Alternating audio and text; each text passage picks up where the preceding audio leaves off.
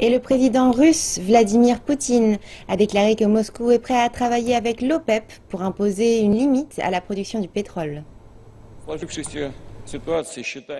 Étant donné la situation, nous pensons qu'un gel ou qu'une réduction de la production de pétrole sont les seuls moyens de préserver la stabilité du secteur énergétique et d'accélérer la mise en place d'un marché rééquilibré.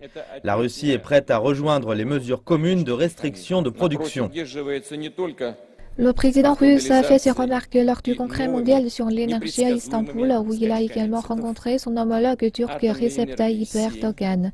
Le mois dernier, l'OPEP a convenu d'une réduction de production surprise dans l'espoir de faire remonter le cours du pétrole. La Russie n'est pas un membre de cartel pétrolier, mais le pays pompe autant de pétrole que le premier producteur au monde, l'Arabie saoudite. Lors du même congrès, Erdogan a annoncé que le projet de canalisation de gaz naturel Turk Stream était en cours. Notre travail sur le projet Turk Stream continue. Il transférera le gaz naturel acheté des canalisations des Balkans directement en Russie via la mer Noire. Nous avons une approche positive.